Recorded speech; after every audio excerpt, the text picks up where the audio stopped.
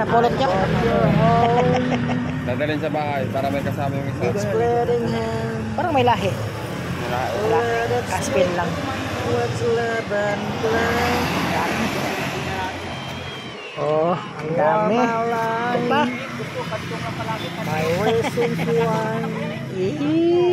Now I just talk to the empty sky. I'm still waiting at the door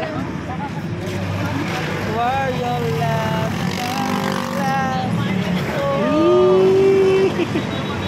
every night I wish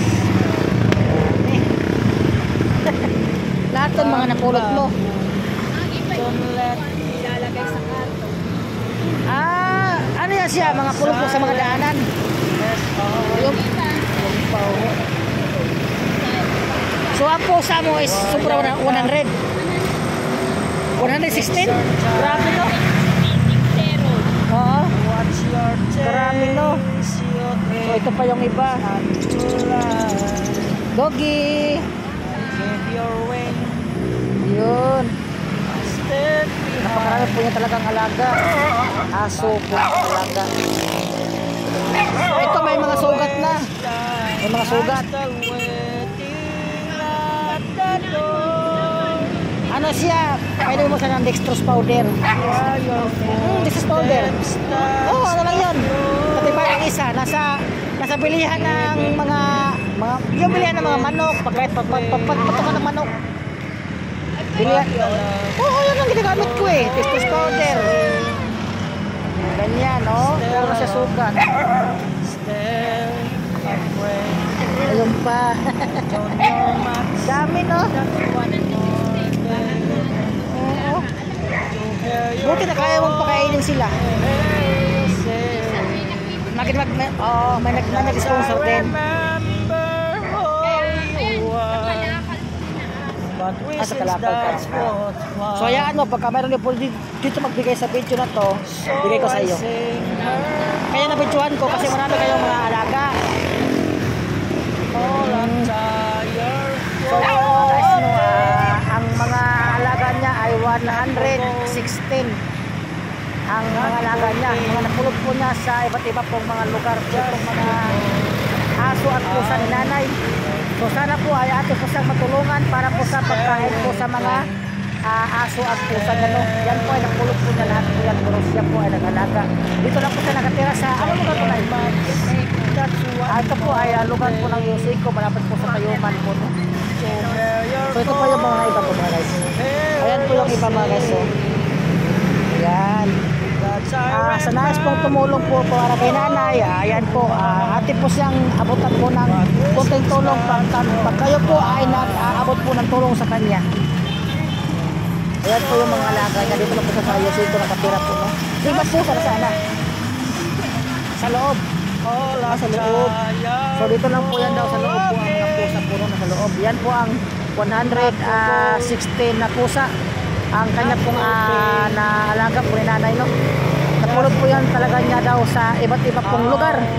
So sa nais po talaga magtumulong po kay nanay para po sa mga pagkain po sa mga pusa at aso. Dito lang po lang siya sa may Yosiko Street. Malapit po sa Tayuman.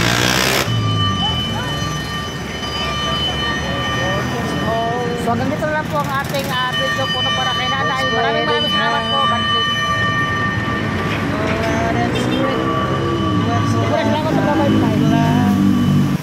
So si nanay daw ay taga Davao. Taga Davao ang tatay ko.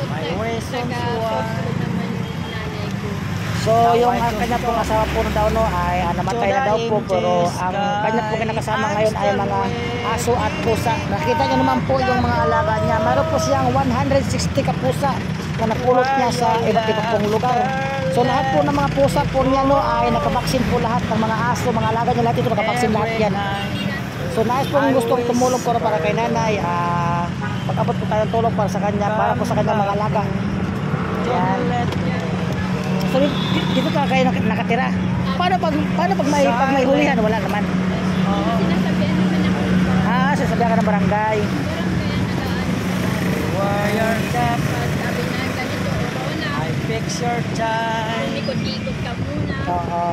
Tapos What's balik ka na your ng taste? Oo, tama.